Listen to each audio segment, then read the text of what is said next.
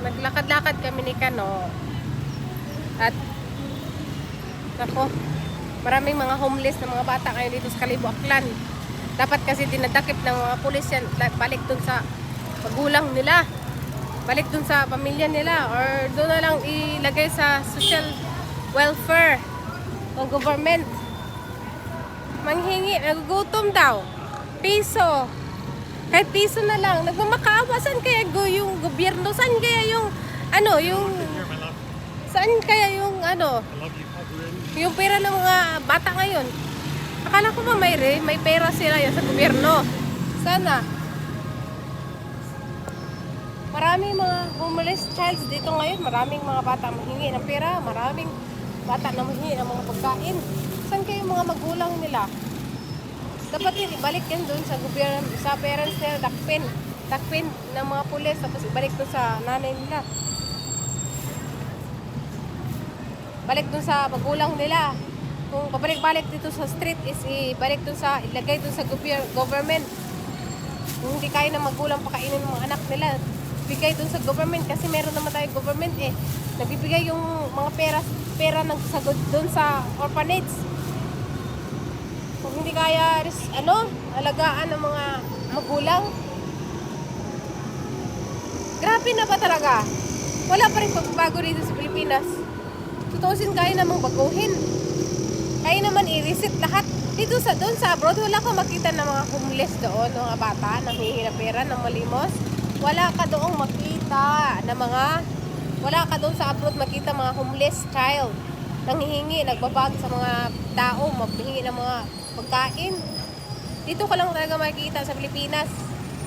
Ay nako, ewan ko ba, hindi na talaga mag-asinso ngayon ang Pilipinas kasi ganito nga kapwisit.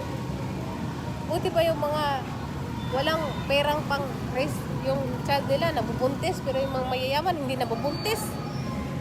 Minsan so unfair. Nawa ko sa mga bata ba, manghingi na lang ng pera kasi kawawa, walang pagkain, hindi pa nakakain daw, hindi pa naka-lunch. Sana mga magulang nila dapat dakpin ng mga pulis yan, tapos ibigay doon, isuli doon sa bahay nila. Every time na manghingi sa mga tao, dapat dakpin, tapos ibigay doon sa magulang o kundi sa social welfare. May social welfare naman ang Pilipinas, di ba? Saan sila? Natutulog lang doon sa munisipyo or nag-i-enjoy ng mga aircon, enjoy ng mga pagkain, enjoy ng mga mag-upo lang doon, enjoy sa aircon. Ay nako, ewan. Ako naawa sa mga bata ba? Kung billionaire lang siguro ako, millionaire na ako, ay naku, maggawa ako ng mga shelter na yun sa mga bata. Magpakain ang araw, breakfast libre, breakfast, lunch, dinner libre, pati shelter, tulugan, doon sila matulog.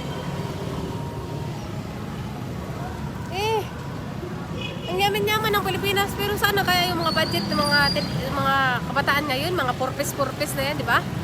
Nahiyaan pa rin yung mga bata doon sa sakali manghingi ng pera, manghingi ng pagkain. Mainis ka kasi bukas punta ka sa Kalibo ngayon. Punta ka sa Kalibo, kita ka nila, parang suki ka na hingian ba?